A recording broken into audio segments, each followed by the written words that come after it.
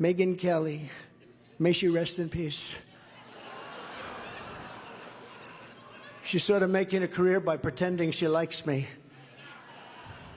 And then, so what happened is she asked me that horrible question about women. Women love me. You know, I protect women. I protect.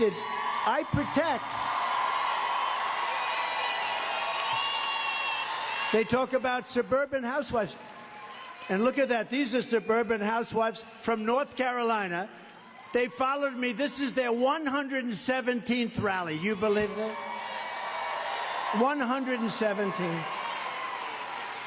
I don't know what the hell their husbands are doing. They're home alone saying, is my wife okay?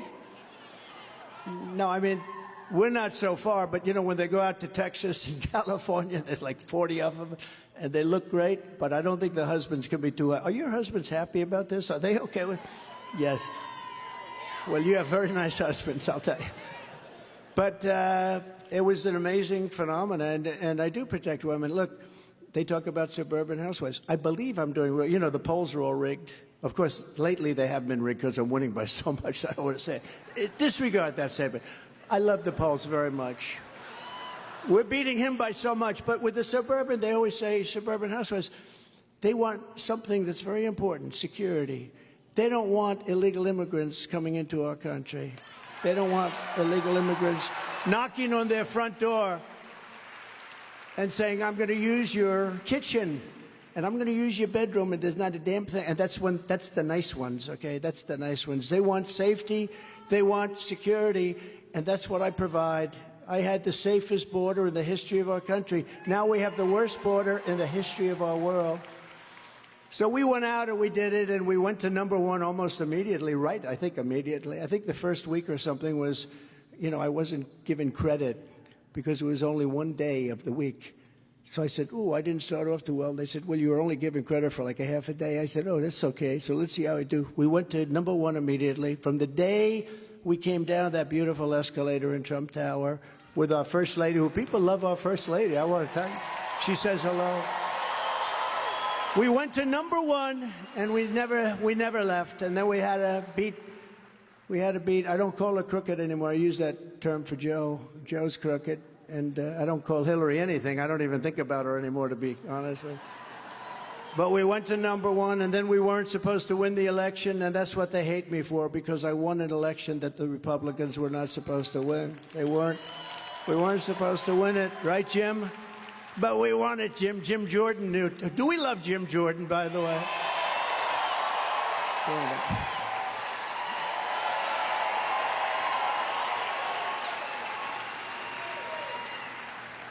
Every day, Joe Biden is deliberately releasing gang members and military-aged men into our communities by the tens of thousands, knowing full well that his policies will cost countless innocent lives. I'm not sure he does know, if you want to know the truth, because I really don't. I don't think he's a good person. I don't think he's a nice guy. I think he's a corrupt individual, but I don't think, and it has nothing to do with age. I know people from 80 to 90. I know one man from 80, he was a loser all his life. When he turned, it's true, when he turned 80, he made $1 billion doing something from 80 to 90. Amazing. And I know other people over 90. It's not an age thing. It's a competence thing. It's a competence thing. They got to stop. They do the age thing. And they always have me as his age. I'm 4 years younger. So 4 years is a lot, but it doesn't matter. They do the age thing to try and get Trump. Let's get Trump. Always they never talk about his competence. He's grossly incompetent. Don't you understand that? The question is whether or not he's going to get to the starting gate. I can only hope. You know, I challenged him to a debate. And he said his person, who's really a wonderful spokesperson, his press secretary, how good is she?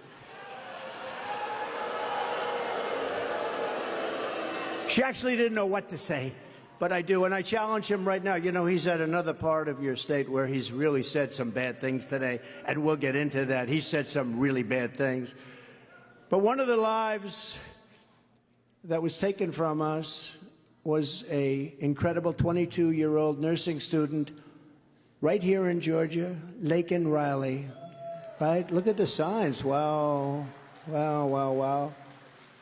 From the time she was in the first grade Laken's dream was to spend her life caring for others, and I met her beautiful mother and family backstage, sister, friends, some of her friends, her roommate. They said she was like the best. She was always the best. They admit that she was the best.